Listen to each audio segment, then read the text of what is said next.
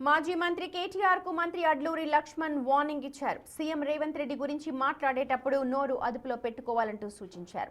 సీఎంను ఏకవచనంతో సంబోధిస్తూ తనకు తాను దిగజారుతున్నారంటూ మండిపడ్డారు. వచ్చే ఎన్నికల్లో అధికారంలోకి వస్తామని పగటి కలలు కంటున్నారని, తల కింద తపస్సు చేసినా అది జరగదంటూ స్పష్టం చేశారు.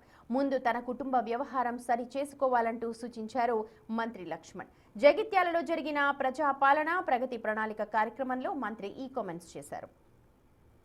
మాజీ మంత్రి BRS working president KTR first నోరు దగ్గర పెట్టుకొని మాట్లాడడం నేర్చుకోమని రాష్ట్ర ముఖ్యమంత్రి పట్టుకొని ఏకవచనంతో మాట్లాడడం మానేది.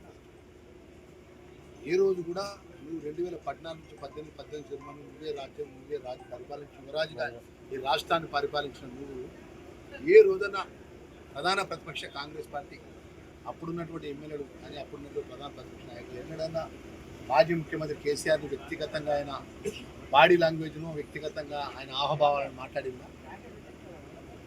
ఎందుకు బాగా అంటే చూసినావా అసహనానికి గురి అవ్వకుండా మాట్లాడుతాను. ఎన్నడూ కూడా తల కిందడు కాలు తప్ప చేస్తే ప్రభుత్వంలో రారు. తెలంగాణ ప్రజలు మేము నమ్ముతలేరండి. మీరు మాట్లాడే మాట కానీ మీరు మీ అహంభావంతో మాట్లాడే భావన ఏదైతే ఆలోచన పరంగా ఉన్నటువంటి ఏదైతే తెలంగాణ ప్రజలు ఎవరు కూడా మిమ్మల్ని విశ్వసిస్తలేరు. అసలు నువ్వు నీకు ఫస్ట్ నీ కుటుంబంలో ఉన్న తగాదాలకు, నీ ఇంట్లో ఉన్నటువంటి నీ యొక్క టెన్షన్లకు నువ్వేం మాట్లాడుతారో అర్థమవుతలేదు. నీ బావ ఎప్పుడు నీ సీటు గుంజుకున్నా నీ బావ తయారన్నాడు. ఆల్రెడీ మీ సోదరి మన రుగ్ణికి ఎక్కి నీ గురించి మొత్తం మీ కుటుంబం గురించి మాట్లాడతాను. ఆ పెద్ద మనిషికి ఏమో నిద్ర పడతలేదు, ఫామ్ హౌస్గా పరిమితమయ్యాడు.